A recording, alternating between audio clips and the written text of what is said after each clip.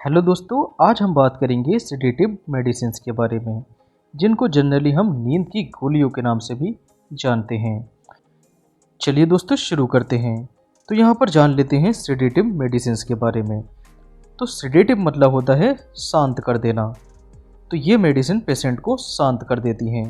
तो ऐसे पेशेंट जिनको चिंता रहती है या नींद नहीं आती है, जिसको हम इंसोम्निया के नाम से जानते हैं, तो ऐसे पेशेंट में ये मेडिसिन का यूज़ किया जाता है।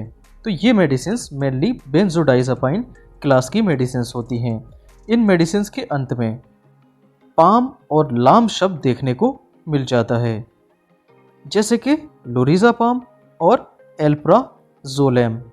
नेक्स्ट टैबलेट आती है क्लोनाफिट और ट्रिप्टोमर एंड ज़ोल्फ्रेश।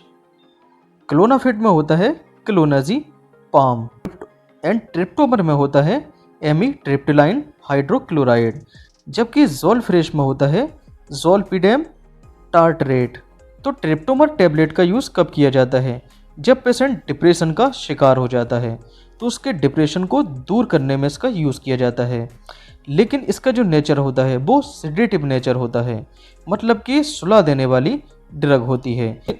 अब ऐसे लोग जो इन टैबलेट्स को बहुत लंबे समय तक लेते रहते हैं, तो ऐसे पर्सन्स इन टैबलेट के आदी हो जाते हैं, जिनको हम बोल देते हैं कि वो लोग इन टैबलेट्स के एडिक्ट हो गए, मतलब कि उन लोगों को इसका एडिक्शन हो गया है। अब यहाँ पर जान लेते हैं फार्माकोकाइनेटिक्स के बारे में।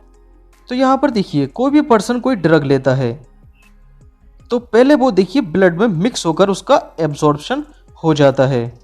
तो एब्जॉर्प्शन के बाद आता है एलिमिनेशन, मतलब कि पेशाब के रास्ते उस ड्रग को बाहर निकालना। तो यहाँ पर देखिए एक सी मैक्स वैल्यू है और एक सी मिनिमम वैल्यू है और एक टी हाफ लाइफ है। तो सी मैक्स वैल्यू कब आती है?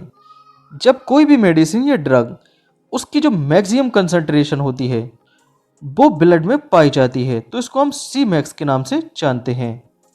और जब ड्रग की देखिए मिनिमम कंसंट्रेशन ब्लड में पाई जाती है, तो इसको हम सी मिनिमम के नाम से जानते हैं। और टी हाफ लाइफ देखिए क्या होती है? जब ड्रग की आधी कंसंट्रेशन पेशाब के रास्ते बाहर हो जाती है या एलिमिनेट हो जाती है, तो इसको हम उसकी हाफ लाइफ के नाम से जानते हैं। तो अब इन सेडेटिव ड्रग्स में भी अलग अलग टैबलेट की अलग अलग हाफ लाइफ होती है, जैसे कि ज़ोल्फ्रेश। तो ज़ोल्फ्रेश की हाफ लाइफ होती है 12 घंटे, जबकि ट्रिप्टोमर की हाफ लाइफ होती है 5 दिन। और क्लोनाज़ेपाम मतलब कि क्लोनाफिट की हाफ लाइफ होती है 6 से 12 घंटे। एल्प्रेक्स की हाफ लाइफ होती है 11 घंटे, जबकि लोरिज़ापाम की जो हाफ लाइफ होती है वो 12 घंटे होती है। तो जिस मेडिसिन की देखिए जितनी ज़्यादा हाफ लाइफ होगी, वो बॉडी में उतनी ही देर तक मेडिसिन बनी रहेगी। Okay, thank you.